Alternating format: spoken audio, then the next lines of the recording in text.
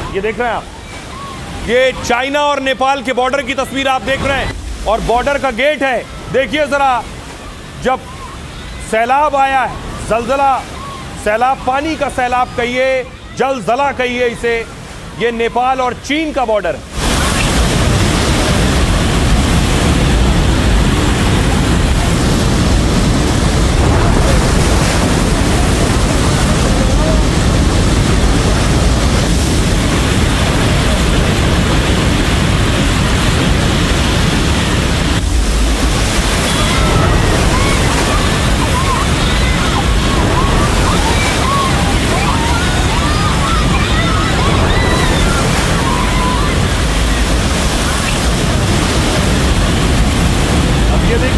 ये जो गेट आप देख रहे हैं, चीन और नेपाल का बॉर्डर है। जब नेपाल से बाढ़ आई, ये पूरा पानी, इसका रफ्तार देखिए, इसका वेग देखिए कितना तेज था कि सब कुछ बहा ले गया, सब कुछ तबाह और बर्बाद कर दिया इसने।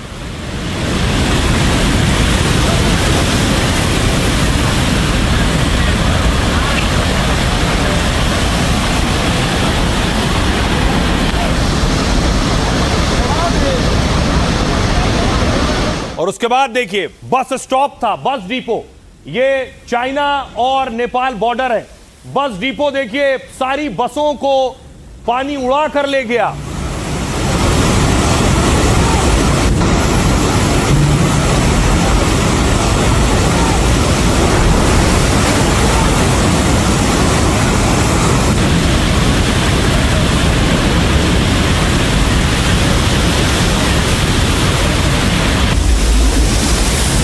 देख रहे हैं बस खड़ी है और पानी का बहाव देखिए जरा, इतनी तेज पानी आया है कि खिलौनों की तरह बस पानी में बहती हुई चली गई है।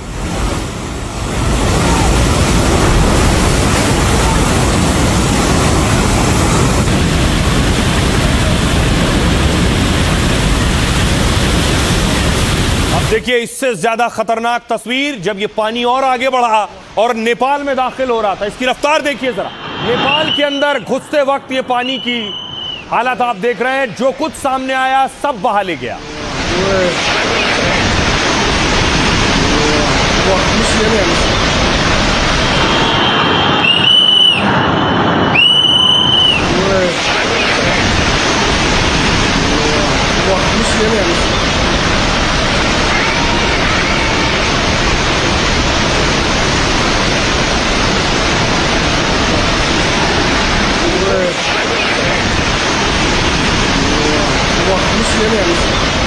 पानी देखिए और आगे बढ़ा तो नेपाल का ब्रिज आप देख रहे हैं अपने साथ ब्रिज को बहा ले गया है, पूरा ब्रिज बह गया है।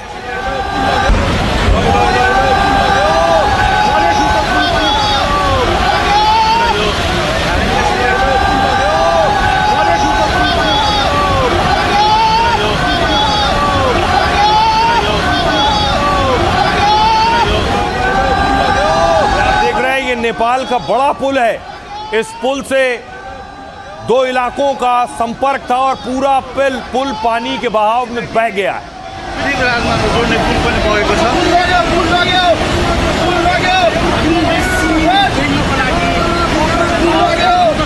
और पुलों को तोड़ता हुआ जब ये पानी आगे बढ़ा तो देखिए घरों तक पहुंचा है। ये घर डुबो ले गया। ये कार जो आप देख रहे हैं, आगे गाड़ी खड़ी है, वैगनार गाड़ी है, शायद पूरी गाड़ी को पानी अपने साथ बहा ले गया।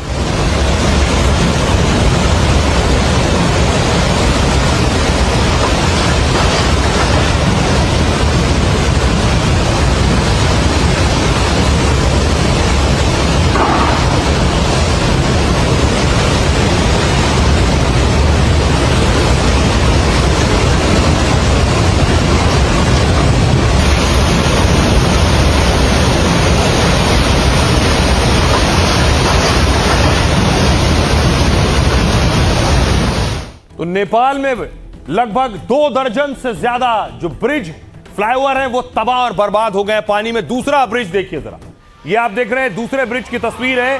देखते ही देखते पूरा पुल बह गया है।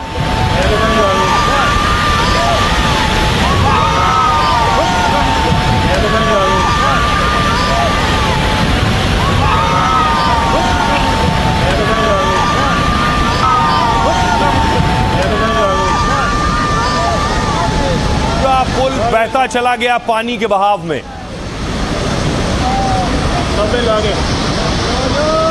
ये दूसरा पुल मैं आपको दिखा रहा हूं जिसे चीन से आई बाढ़ अपने साथ बहा ले गई।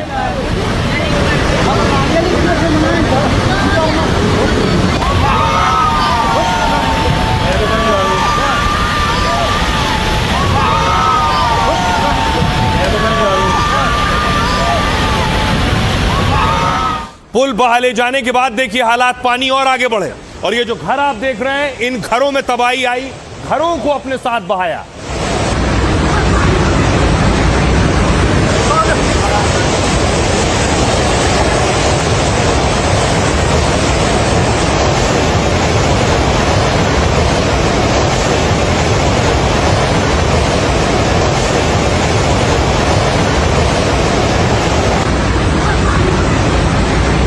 पानी की भयावहता का अंदाजा ऐसे लगाइए कि जो भी ब्रिज सामने आ रहा था वो बह जा रहा था।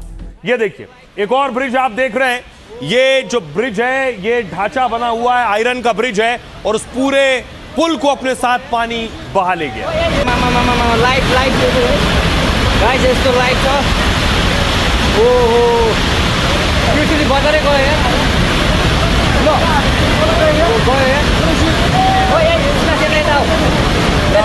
पूरा पुल पानी में समा गया है। सोचिए वो मंजर, वो हालात क्या होंगे। आसपास जो लोग रहते हैं अपने घर के आगे देख रहे हैं पानी की ये तीव्रता, ये विकराल रूप।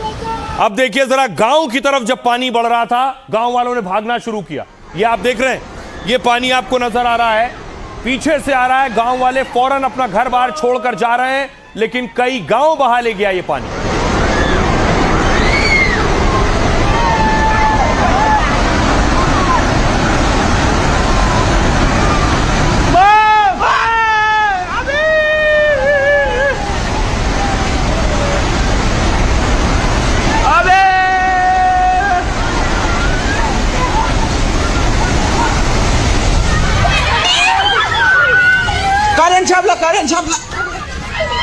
अब आइए आपको बताऊं ये सैलाब आया कहां से।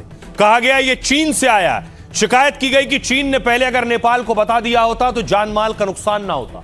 अब मैप के जरिए मैं आपको दिखा रहा हूं, देखिए कहां से आया।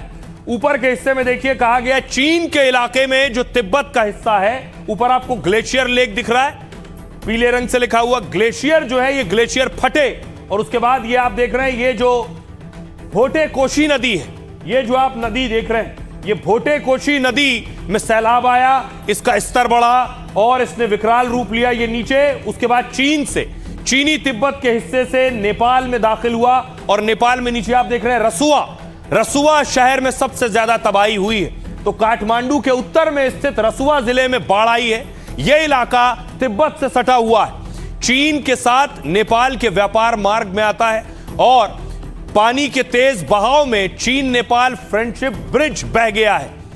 यह रूट था इस बाढ़ का। अब आपको दिखाऊं चीन में भी बाढ़ आई हुई है। चीन के हालात देखिए जरा। पहले चीन में आई, अगर चीन चाहता तो नेपाल को बचा सकता था। यह आप देख रहे हैं चीन का ड्रोन व्यू, घर देख रहे हैं, चारों तरफ पानी पानी आपको नजर आ रहा है।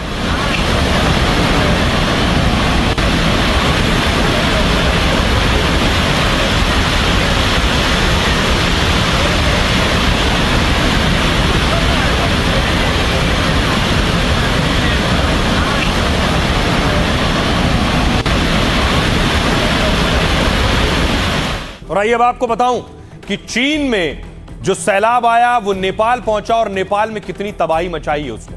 देखिए जरा, कुछ ये हालात थे सैलाब के। पानी का बहाव देखिए जरा। तिब्बत से अचानक बाढ़ का पानी नेपाल में घुसा है। नेपाल के रसुआ जिले में बाढ़ ने भारी तबाही मचाई है। भोटे कोशी नदी का जलस्तर अचानक बढ़ गया, उसके बाद यह हाल हुआ। रसुआ का एक हाइड्रो पावर प्रोजेक्ट बाढ़ की चपेट में आ गया। रसुआ में बाढ़ के चलते एक पुल बह गया। नेपाल के नुवाकोट जिले में भारी तबाही हुई है। सोचिए बाढ़ से एक दो नहीं, नेपाल में 22 पक्के पुल बह गए। नेपाल में बाढ़ से पुलों का नेटवर्क ध्वस्त हो गया है। भोटे कोशी नदी के तांडव से 27 पुल ध्वस्त हुए हैं। बाढ़ से नेपाल में सड़क व्यवस्था पूरी तरह से ध्वस्त हो गई है। 22 सोचिए कंक्रीट पुल और 5 बेली ब्रिज बह गए। शुरुआत में रसुआ में फंसे लोगों को निकालने के लिए हेलीकॉप्टर भेजा गया, लेकिन वो बिना उतरे काठमांडू लौट आया। हालात इतने खराब थे, बाढ़ के पानी में स्थानीय हेलीपैड बह गए।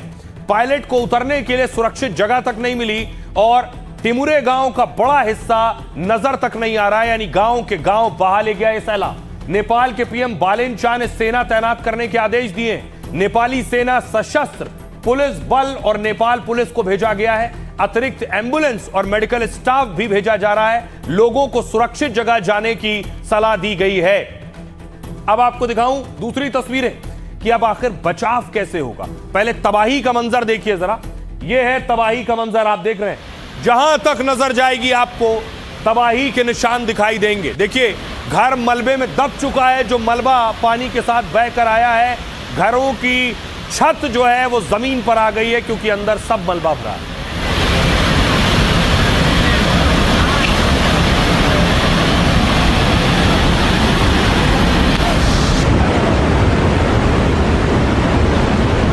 सूचनाहरू चाहिँ सबैले सोधिरहेको छ कि ढुङ्गा बगा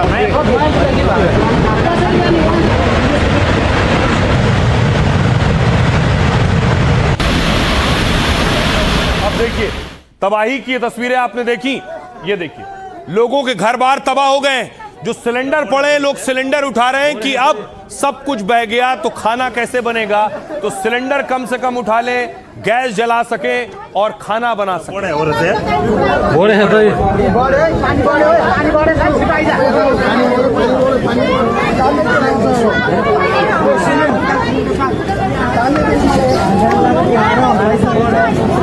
दृश्य देख्न सक्नुहुन्छ, सिलिन्डर यसरी देख रहे हैं, लोगों ने रसोई का सामान इकट्ठा करना शुरू किया कि गैस सिलेंडर होगा तो ही खाना बन पाएगा। उसके बाद रेस्क्यू शुरू हुआ, लोग फंसे हुए। आप देख रहे हैं, हेलीकॉप्टर लगाया गया। छत पर देखिए, एक युवक अपनी शर्ट उतार कर उसने घुमाया, हेलीकॉप्टर को इशारा किया कि मैं यहां फंसा हूं, मुझे बचाओ। हेलीकॉप्टर पहुंचा रेस्क्यू के लिए।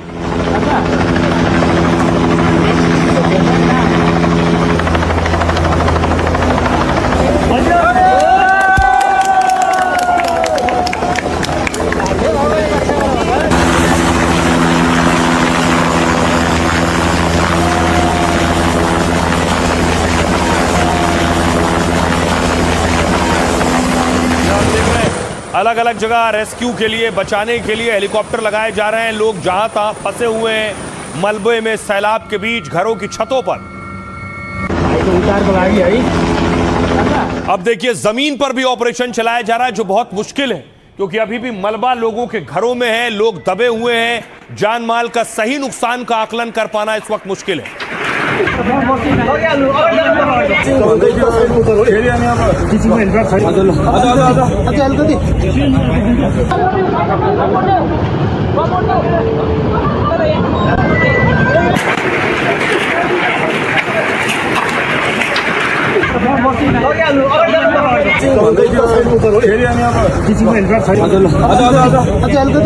अब देखिए जरा, बड़ी बात यह है कि भारत के भी 100 लोग लापता हैं नेपाल में, जिनकी तलाश जारी है। नेपाल में अचानक आई बाढ़ से सैकड़ों लोग लापता इस वक्त हैं और सैकड़ों लोगों की तलाश जारी है। जो लोग लापता हैं, 105 भारतीयों के भी लापता होने की आशंका है। इनमें से कैलाश मानसरोवर यात्रा पर जा रहे तीर्थयात्री संपर्क से बाहर हो गए। करीब 400 तीर्थयात्री संपर्क से बाहर बताए जा रहे हैं। नेपाल टूरिस्ट बोर्ड ने लापता लोगों के बारे में जानकारी दी है। जिन लोगों से संपर्क नहीं हो पा रहा है उसमें ज्यादातर भारतीय हैं। प्रधानमंत्री मोदी और नेपाल के पीएम के बीच बात हुई है। पीएम मोदी ने इस हादसे पर संवेदना व्यक्त की है। मोदी ने कहा, मुश्किल समय में भारत नेपाल के साथ खड़ा हुआ है। इधर भारतीय सेना नेपाल में मिशन के लिए पूरी तरह से तैयार है। राहत सामग्री, दवाई की खेप भेजने की तैयारी है। C-17 और C-130 विमान स्टैंड बाय पर रखे गए हैं। कुल 291 विदेशी पर्यटकों के लापता होने की आशंका है और साथ ही 93 नेपाली नागरिक भी लापता हो गए। इन लोगों से अधिकारियों और परिवारों का संपर्क नहीं हो पा रहा है। ट्रैवल कंपनियों से नेपाल टूरिस्ट बोर्ड ने डेटा मांगा है। मलेशिया के 17 पर्यटक भी लापता बताए जा रहे हैं। ब्रिटेन के 12 पर्यटक, दक्षिण अफ्रीका से 4 पर्यटक हैं। 3 अमेरिकी नागरिक के भी लापता होने की आशंका है। 100 लोगों की राष्ट्रीयता की अभी तक पुष्टि नहीं हो पाई है। वो 100 लोग कहां के हैं, ये आंकड़े अभी और भी बढ़ सकते हैं। नेपाल में रेस्क्यू ऑपरेशन तेज किया जा रहा है और ताकि फंसे लोगों तक जल्द से जल्द पहुंचा जा सके। हमारी सहयोगी एनडीटीवी की एक बहुत बड़ी टीम नेपाल के उस इलाके में है जो सबसे ज्यादा प्रभावित है। ग्राउंड जीरो से हमारी टीम की रिपोर्ट देखिए। नेपाल के नुआकोट इलाके में पहुंच चुके हैं और मेरे ठीक पीछे आप देख सकते हैं तबाही का मंजर। एनडीटीवी पहली टीम है जो लोकेशन पर इस वक्त पहुंची है। यही वो सैलाब है जो आज सुबह इस इलाके में आया। वहां पर जो आपको ये बिल्डिंग जो इमारतें दिख रही हैं वो सरकारी इमारतें थी, पहले ये जेल हुआ करता था। उस तरफ जो बिजली के खंभे दिखाई दे रहे हैं वहां पर वो बिजली घर था। और जब ये सैलाब आया है, जब फ्लैश फ्लड आया है, तो सबको साथ लेता हुआ ये आगे बढ़ा है। हम जिस घर में खड़े हैं इसकी जो निचली मंजिल है, यहाँ पर भी गाद आई, यहाँ भी मलबा आया और पूरा अपनी चपेट में से लेता हुआ आगे बढ़ा है। जो हुआ आपने खुद आंखों से देखा। पहला कभी ऐसी मंजर, ऐसी हालत आपने नहीं देखी नहीं थी? देखा, फर्स्ट टाइम है। फर्स्ट टाइम देखा है हमने। ये पानी तो इधर से ऐसे आया है, उधर आन के यहाँ पर देखा था, हम अंदर था। सुबह तो इतना वक्त था कि आप भाग पाए और अपनी जान बचा पाए? वो इतना वक्त था? अंदर था मेरा पति को लेकर भागा मैंने, नहीं तो आज हम दोनों भगा के लेकर। सब तबाह हुआ है, कुछ नहीं है हमारे पास, न पैसे न खाने के लिए कुछ नहीं है। हमने सुबह से कुछ नहीं खाया है, ना एक बोतल पानी तक नहीं खाया। मेरे को तो जो 200-300 आदमी जो हमारा गांव वाला था, वो जो गांव भी नहीं है, ऐसे पता चल रहा है आपको? गांव ही नहीं है। अभी मैं उधर पहुंचना मुश्किल है, उधर यहाँ मेरा इधर जाने का रास्ता भी नहीं है। ऐसा वाला बाढ़ नेपाल में कभी भी नहीं आया था।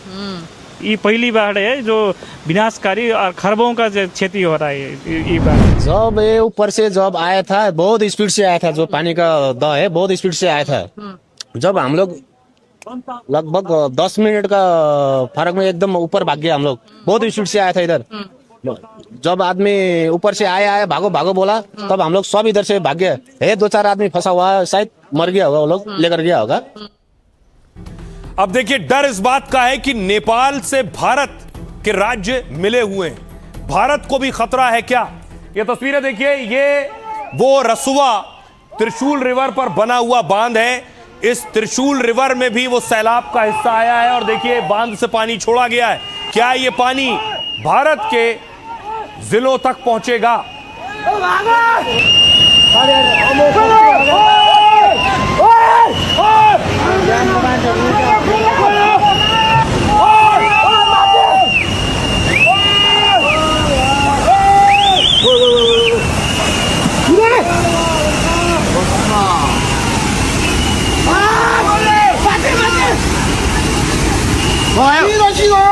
अब देखिए जरा, बिहार में अलर्ट हो गया। बिहार की तस्वीर आप देख रहे हैं। बिहार में बाकायदा अनाउंसमेंट किया जा रहा है, ऐलान किया जा रहा है, लोगों को हिदायत दी जा रही है किनारे इलाकों से हट जाएं। कैलाश नगर के ग्रामीणों को सूचित किया जाता है कि गंडक नदी में तेजी से पानी बढ़ने की आशंका व्यक्त की जा रही है। इसलिए सभी ग्रामीण अपने अपने घरों में सतर्क रहेंगे, कभी भी पानी बढ़ सकता है और बच्चों को नदी किनारे नहीं आने देंगे। ठीक है, क्लियर है? तो सब अगल बगल जितना घर है उस सबको भी, जिसको नहीं मालूम है उसको जानकारी आप लोग दे दीजिए कि पानी एक बैग गंडक नदी में बढ़ेगा तेजी से, कि आपको भागने का मौका नहीं देगा। इसलिए पहले से सतर्क रहिए, सतर्क रहिए। बाकायदा प्रशासन अनाउंसमेंट कर रहा है, सतर्क रहिए। अब देखिए क्या बिहार में खतरा है। बिहार की 2 नदियां कौन कौन सी मैं आपको बताऊं। सबसे पहले देखिए जरा, गंडक नदी, नेपाल में आई बाढ़ का असर बिहार में दिखने लगा है। नेपाल से आने वाला पानी कुछ घंटों में बिहार पहुंच सकता है। गंडक बैराज के सभी गेट खोल दिए गए और बिहार में भी 8 जिलों में अलर्ट जारी किया गया है। पश्चिमी चंपारण, पूर्वी चंपारण, गोपालगंज, सारण, मुजफ्फरपुर, वैशाली, सीतामढ़ी और शिवहर शामिल हैं। एनडीआरएफ और एसडीआरएफ की टीमें भी तैनात हैं। साथ ही इसके अलावा देखिए, कोसी नदी, गंडक के साथ कोसी बेसिन से जुड़े जिलों में भी निगरानी हो रही है। सुपौल, सहरसा, मधेपुरा और अररिया में सतर्कता बढ़ा दी गई है। भोटे-कोशी नदी तिब्बत से निकलकर नेपाल में आती है और आगे जाकर सुनकोशी नदी में मिल जाती है और फिर यही सुनकोशी नदी आगे चलकर सप्तकोशी नदी में मिलती है। बिहार में कोसी नदी से के नाम से इसे जाना जाता है। अब देखिए, ये आगे बढ़ेगा पानी तो यूपी में भी आएगा उत्तर प्रदेश में गंडक और नारायणी नदी में जलस्तर बढ़ सकता है। इससे महाराजगंज और कुशीनगर में बाढ़ की आशंका है। तो सभी राज्यों में अलर्ट है। सुनिए जरा क्या कह रहे हैं मुख्य सचिव और आपदा विभाग के मुख्य सचिव को सुनिए। 2.5 लाख क्यूसेक वाल्मीकि नगर बैराज पर इसका पानी का असर आने की संभावना है। मुख्य सचिव महोदय ने अभी सारे जिलाधिकारियों और एसपीज और साथ में जो आपदा प्रबंधन के पदाधिकारी हैं उन सभी के साथ वीडियो कॉन्फ्रेंसिंग की और सबको ये निर्देश दिया गया, विशेष रूप से बेतिया, मोतिहारी और गोपालगंज और मुजफ्फरपुर, छपरा के डीएम्स को कि जो लो लाइंग एरिया में लोग रह रहे हैं तटबंधों के अंदर, उनको इवैक्यूएट कराने के लिए, बाहर निकालने के लिए, ताकि फ्लैश फ्लड से कोई बह ना जाए, जान माल का नुकसान ना हो। तो बड़े पैमाने पे माइकिंग कराई जाए। सारे बीडीओ, सारे सीओज, सारे थाना प्रभारी फील्ड में निकल के, स्वयं डीएमएसपी भी फील्ड में निकल के इसको अलर्ट करने का लोगों को काम करें और इवैक्यूएट कराने का काम करें लो लाइंग एरियाज में से। और अब आपको बताऊं, देखिए राज्य सरकारें अलर्ट हैं क्योंकि नेपाल में भारी तबाही आई है। सम्राट चौधरी, बिहार के मुख्यमंत्री ने मीटिंग की है। ये तस्वीर आप देख रहे हैं। सीएम सम्राट ने ये बैठक ली है, अधिकारियों के साथ बैठक की है।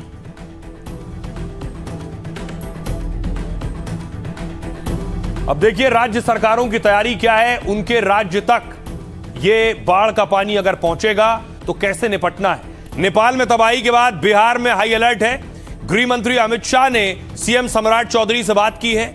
अमित शाह ने हर संभव मदद का भरोसा दिया है। एनडीआरएफ टीमों को तैयार कर दिया गया है। बिहार में आपदा प्रबंधन विभाग ने अलर्ट जारी किया है। कोसी, बागमती और गंडक के इलाकों में निगरानी बढ़ाई गई है। एनडीआरएफ, एसडीआरएफ की अतिरिक्त टीमें तैनात की जा रही हैं। गोपालगंज में एनडीआरएफ टीम भेजी जाएगी। मुजफ्फरपुर में टीम स्टैंड बाय रहेगी। बेतिया में करीब 2 घंटे में टीम की तैनाती की जाएगी। जरूरत पड़ने पर नाव, शेल्टर और सामुदायिक रसोई की व्यवस्था होगी। बिहार में हर साल नेपाल से आने वाली नदियों के कारण बाढ़ से तबाही होती है। यूपी में भी पूरी तैयारी है। नेपाल से सटे उत्तर प्रदेश के इलाकों में हाई अलर्ट जारी किया गया है। सीएम योगी आदित्यनाथ ने इसके निर्देश जारी किए हैं।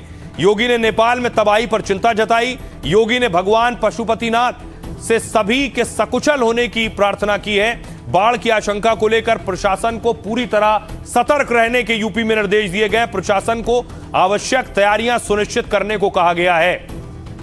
सुनिए जरा एनडीआरएफ कमांडेंट क्या कह रहे हैं। बहुत हाई अलर्ट पे है क्योंकि ये साधा जो सारा नीचे डाउनस्ट्रीम आता है ये गंडक को ही स्ट्राइक करेगा और वहां पे जो बैराजेस हैं, जैसे जैसे बैराजेस से पानी छूटेगा तो उसमें नीचे की स्थिति में बाढ़ आने का अंदेशा है। पूरा एडवाइजरी दे दिया था स्टेट गवर्नमेंट्स को कि इसमें बाढ़ आने का अंदेशा है। तो हमारी एडिशनल टीम्स भी तैयार हैं। जैसे जैसे जहां पे भी स्टेट गवर्नमेंट को लगेगा कि वहां पे एनडीआरएफ की जरूरत है तो एनडीआरएफ अपनी टीम डिप्लॉय करेगा। जो भी नाविक है, मछुआरे हैं, मवेशी वाले हैं, या खेतीहर जो भी हैं, सब लोगों को मना किया गया है कि आप लोग 48 घंटे तक निचले इलाके में नहीं जाएं, सावधानी पूर्वक रहें। और टोटल जो भी रिंग बांध है, रिंग बांध पे भी प्रशासन के द्वारा गश्ती बढ़ा दी गई है। जैसी सूचना प्राप्त है कि रात होते होते पानी गोपालगंज की सरहद में भी घुसेगा और इसीलिए हम समय रहते जिला प्रशासन सभी गांव वासियों को, पंचायत वासियों को सूचित कर रहा है कि निचले स्तर पे बांध के उस तरफ नहीं जाना है। जो 48 घंटे है वो बहुत सचेत रहने के लिए, घबराने की बात नहीं है। कोई भी ऐसा नहीं, इतना भी पानी नहीं आएगा कि पानी गाँव के अंदर घुस जाए, परंतु हाँ ये जरूर है कि पानी बहुत तेजी से आएगा, तो इसलिए खतरे वाली जगह पर नहीं जाना। कुछ निचले इलाकों में हो सकता है पानी थोड़ी देर के लिए आए फिर वो निकल जाएगा। तो इसमें हम लोग यही कर रहे हैं कि हम लोगों ने सभी जो क्षेत्रीय पदाधिकारी इन सबको मोबिलाइज कर दिया है। सब लोग निचले इलाकों में जा रहे हैं, लोगों से अपील कर रहे हैं कि जब अगर पानी बढ़ता है तो वो लोग जो ऊंचे वाले इलाके में आ जाएंगे अपने, और जैसे ही पानी निकल जाएगा फिर आगे वो लोग वापस जा सकते हैं। अत्यधिक मात्रा में जो है पानी आने की संभावना है। तो निचले इलाके में जो भी बसे हुए लोग हैं उनको जो है ऊंचे स्थान पे अपना कीमती सामान और पशु और स्वयं जो है अपने आप को विस्थापित करने हेतु जो है निर्देशित किया गया है। इसी क्रम में अभी जो है जायजा लिया जा रहा है कि कितना क्यूसेक पानी अभी वर्तमान में, और लगातार मॉनिटरिंग की जा रही है। अब सवाल यह है कि आखिर ये तबाही कैसे आई। बताया जा रहा है क्या ग्लेशियर के जरिए तबाही आई, ग्लेशियर फटा और सैलाब आया। देखिए कैसे ग्लेशियर फटते हैं। विशाल आकार के गतिशील बर्फ को ग्लेशियर कहते हैं। यह भारी बर्फ अपने वजन और गुरुत्वाकर्षण के कारण नीचे गिरती है। यह ठंडे इलाकों में कई सालों तक बर्फ के जमने से बनता है। नेपाल के रसुआ में 24 घंटे में 7 मिलीमीटर तक बारिश हुई है। मतलब बारिश की वजह से अचानक बाढ़ नहीं आई। शक है कि तिब्बत में ग्लेशियर झील फटने से तबाही मची। झील फटने से अचानक पानी भोटेकाशी नदी में आ गया। भोटेकाशी बेसिन में 122 ग्लेशियर झीलें। कौन सी झील फटी इसकी अभी पुष्टि नहीं हुई है। सैटेलाइट इमेज और तकनीकी जांच से पता लगाया जा रहा है। ग्लेशियर झील के सामने बर्फ, मिट्टी, पत्थर और मलबे जैसी संरचना होती है। यह प्राकृतिक बांध की तरह ग्लेशियर झील को रोके रहते हैं, लेकिन जैसे ही यह बांध कमजोर पड़ जाता है या टूट जाता है, झील का पानी अचानक नीचे की ओर बहने लगता है। इसे ही ग्लेशियर झील फटने से बाढ़ का आना कहते हैं। अब सुनिए, बिहार और उत्तर प्रदेश में भी अलर्ट है। क्या कह रहे हैं वहां के नेता और मंत्री। एकदम उस पर पूरी तरह हाई लेवल टीम गठन कर दिया गया है। चीफ सेक्रेटरी, डीजीपी इसको मॉनिटरिंग कर रहे हैं और तुरंत मैं भी इसको बैठक कर रहा हूँ। जरूरत पड़ा तो मैं स्वयं भी वाल्मीकि कर जाऊंगा। स्थिति तो थोड़ी कठिन है, लेकिन अभी का जो अनुमान है पानी आने का, वो हम लोगों के हिसाब से स्थिति को हम लोग नियंत्रण से बाहर नहीं जाने दें। 2.5-3 लाख आने की संभावना है।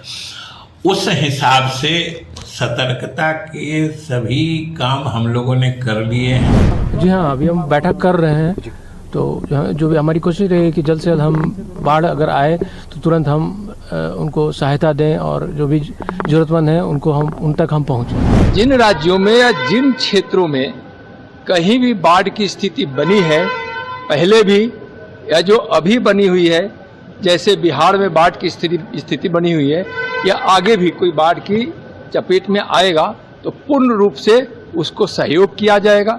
सभी क्षेत्रों में एनडीआरएफ की टीम तैयार है। उनको पता है कि प्रत्येक वर्ष ये चीज होता है, तो उसके रोकथाम के लिए आखिर सरकार कदम क्यों नहीं उठाती है। मतलब जब लोगों को परेशानी हो, आम जन को जब परेशानी प्रत्येक वर्ष उठाना पड़ता है, अगर सरकार थोड़ी तैयार रहे तो बाढ़ से पहले उनको दिक्कत नहीं होगा और उनको सुरक्षित स्थानों पे ले जाकर के और उनके रहने उनके जैसे बहुत सारे जो ग्रामीण है, गांव में अगर देखा जाता है तो उनके जानवर भी होते हैं, उनके भी शिफ्ट किया जा सकता है।